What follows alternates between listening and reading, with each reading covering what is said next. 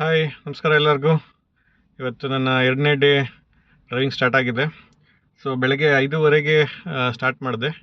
So evening ನಿನ್ನೆ ಶ್ರೀಶೈಲದಿಂದ ಬಂದಮೇಲೆ, Srishaila actually ತುಂಬ ಕ್ರೌಡ್ ಏನಿರಲಿಲ್ಲ, ತುಂಬ ಫ್ರೀ ಆಗಿತ್ತು. ಹಾಗಾಗಿ ದೇವ ದರ್ಶನ ಅಂತೂ ತುಂಬ ಚೆನ್ನಾಗಾಯಿತು. ಆಮೇಲೆ ಏನು ರಶ್ಶೇ ಇಲ್ಲ. ನೀವು ಎಷ್ಟು ಸತಿ ಬೇಕಾದರೂ, ಈಗ ನಮ್ಮ ಮನೆ ಹತ್ರ ನಾವು ಹಿಂಗೆ ನಾರ್ಮಲ್ ಟೆಂಪಲ್ಗಳಿಗೆ ಹೋಗಿ ದರ್ಶನ ಮಾಡ್ತೀವಿ, ಆ ಥರ ಎಷ್ಟು ಸತಿ ಬೇಕಾದ್ರೂ ದರ್ಶನ ಮಾಡೋದಿತ್ತು. ತುಂಬ ಚೆನ್ನಾಗಿತ್ತು. ಅಲ್ಲಿ ಮೊಬೈಲ್ಸ್ ಎಲ್ಲ ಏನೂ ಬಿಡ್ತಿರ್ಲಿಲ್ಲ ಒಳಗಡೆಗೆ. ಸೊ ಹೊರಗಡೆಯಿಂದ ಕೆಲವು ಫೋಟೋಸ್ ತೊಗೊಂಬಂದಿದ್ದೀನಿ. ಸೊ ಅದನ್ನು ನಾನು ಇನ್ಸ್ಟಾ ಪೇಜಲ್ಲಿ ಹಾಕ್ತೀನಿ.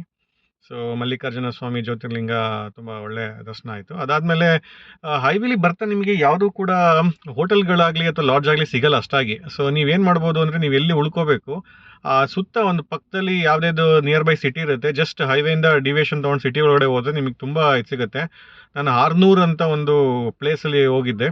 ಸೊ ಅದು ಲಾಡ್ಜ್ ಡೀಟೇಲ್ಸ್ ಆಗಲಿ ಅಥವಾ ರೂಮ್ ಡೀಟೇಲ್ಸ್ ಆಗಲಿ ಎಲ್ಲ ಹಾಕ್ತೀನಿ ಇನ್ಸ್ಟಾ ಪೇಜಲ್ಲಿ, ನೋಡ್ಕೊಳ್ಳಿ. ಸೊ ಕೆಲವ್ರು ಏನು ಮಾಡ್ತಿದ್ದಾರೆ, ನನ್ನ ಜೊತೆ ಇನ್ನೂ ಕೆಲವರು ಕನ್ನಡಿಗರು ಬಂದಿದ್ದರು. ಸೊ ರೋಡಲ್ಲಿ ಮತ್ತು ಈ ಟೀ ಶಾಪ್ ಹತ್ರ ಎಲ್ಲ ಸಿಗ್ತಾಯಿದ್ರು, ಹೋಟೆಲ್ ಹತ್ರ ಸಿಗ್ತಾಯಿದ್ರು, ಮಾತಾಡ್ತಾಯಿದ್ದೆ. ಕೆಲವ್ರು ಏನು ಮಾಡ್ತಾಯಿದ್ರು, ಬ್ಯಾಂಗ್ಳೂರ್ ಟು ನಾಗ್ಪುರಿಂದ ಪ್ರಯಾಗ್ರಾಜ್ ಆ ಥರ ಮಾಡ್ಕೊಂಡಿದ್ದಾರೆ. ಸೊ ಅವ್ರು ಆಲ್ರೆಡಿ ಪ್ರೀ ಬುಕ್ ಮಾಡ್ತಾಯಿದ್ರು ನಾಗ್ಪುರಲ್ಲಿ. ಸೊ ಆ ಥರದವರು ಸಿಕ್ಕಿದ್ರು ನನಗೆ. ಸೊ ನೀವು ಆ ಥರ ಮಾಡ್ಕೋಬೋದು. ಇವತ್ತು 2ನೇ ದಿನದ ಡ್ರೈವು ತುಂಬ ಚೆನ್ನಾಗಿದೆ. ಆ್ಯಕ್ಚುಲಿ ಹೈವೇ ಅಂತೂ ತುಂಬ ಸೂಪರ್ ಆಗಿದೆ. ಹಾಗಾಗಿ ಏನು ಅಂತ ಸ್ಟ್ರೈನ್ ಅಂತೂ ಅನ್ನಿಸ್ತಾ ಇಲ್ಲ.